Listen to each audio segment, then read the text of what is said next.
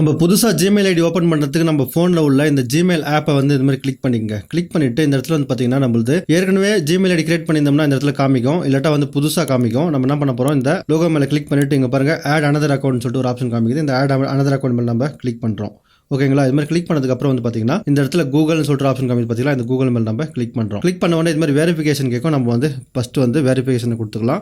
உங்களுக்கு பின் கொடுங்க, இல்லாட்டா வந்து ஃபிங்கர் பிரிண்ட் இருந்துச்சுன்னா ஃபிங்கர் பிரிண்ட் கொடுத்து வெரிஃபிகேஷன் ஆனதுக்கப்புறம் வந்து பார்த்தீங்கன்னா இது மாதிரி என்டர் யுவர் ஃபோன் நம்பர் இல்லாட்டா வந்து இமெயில் ஐடின்னு சொல்லிட்டு காமிக்குது பார்த்தீங்களா. அது கீழே வந்து பாருங்களா இந்த இடத்துல கிரியேட் அக்கௌண்ட் சொல்லிட்டு ஆப்ஷன் காமிக்குது. இந்த கிரியேட் அக்கௌண்ட் மேலே நம்ம அப்படியே கிளிக் பண்ணலாம். கிளிக் பண்ண உடனே பார்த்தீங்கன்னா இந்த இடத்துல பர்சனல் யூஸ் அதுக்கப்புறம் பிஸ்னஸ் யூஸ்னு சொல்லிட்டு காமிக்குது. நம்ம பர்சனல் யூஸ் பண்ணுறதால இங்கே வந்து பர்சனல் யூஸ்னு சொல்லிட்டு கொடுத்துக்கலாம். கொடுத்துட்டு இப்போ இங்கே வந்து பாருங்கள் ஃபர்ஸ்ட் நேம் செகண்ட் நேம்னு சொல்லிட்டு கேட்குது.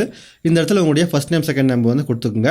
இப்போ நான் உதாரணத்துக்கு நான் இந்த இடத்துல ஒரு நேம் கொடுத்துக்கிறேன். இது மாதிரி நேம் கொடுத்துட்டு நீங்கள் என்ன பண்ணி சொல்லிட்டு கேட்டிங்கன்னா இந்த இடத்துல என்டர் அப்படின்னு சொல்லிட்டு கொடுத்துங்க. கொடுத்தோடனே பார்த்தீங்கன்னா இந்த இடத்துல டேட் ஆஃப் பர்த் அதுக்கப்புறம் ஜெண்டர் வந்து கேட்கும். நீங்கள் வந்து இதை நீட்டாக வந்து ஃபில் பண்ணிக்கங்க. நான் வந்து இதை ஃபில்அப் பண்ணிடுறேன். இது மாதிரி ஃபில்அப் பண்ணிட்டு நம்ம என்ன பண்ண போகிறோம், இந்த இடத்துல நெக்ஸ்ட் அப்படின்னு சொல்லிட்டு கொடுக்குறோம். நெக்ஸ்ட்னு சொல்லிட்டு கொடுத்தோன்னே இது வேறு பேஜுக்கு வருது.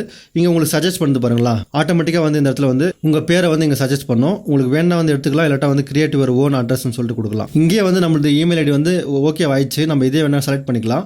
ஆனால் உங்களுக்கு காமிக்கிறதுக்காக நான் என்ன பண்ணுறேன், கிரியேட் யுவர் ஓன் ஜிமெயில் அட்ரஸ்னு சொல்லிட்டு பார்த்தீங்களா, இது மாதிரி கிளிக் பண்ணிங்க. கிளிக் பண்ணிட்டு இந்த இடத்துல வந்து உங்களுடைய ஜிமெயில் ஐடி வந்து நீங்கள் கொடுத்துக்கலாம். உதாரணத்துக்கு நான் வந்து ஒரு பேர் வந்து கொடுத்துக்கிறேன். கொடுத்துட்டு உங்களுக்கு இந்த இடத்துல செக் பண்ணி பாருங்க. ஒரு சில பேர் கிடைக்கலன்னா பக்கத்தில் நம்பர் கொடுத்து பாருங்க, 2 3 இல்லாட்டா வந்து வேறு ஏதாவது ஒரு உங்களுக்கு பிடிச்சமான நம்பர் வந்து இந்த இடத்துல கொடுத்து பாருங்க. இங்கே வந்து ஜென்ரேட் ஆகிடும். இப்போ என்ன பண்ண போறோம்னா இந்த இடத்துல கிரியேட்னு சொல்லிட்டு கொடுத்துட்டு நம்மளுடைய இமெயில் ஐடியை கொடுத்துட்டோமா, கொடுத்துட்டு இங்கே நெக்ஸ்ட் அப்படின்னு சொல்லிட்டு கொடுக்குறோம்.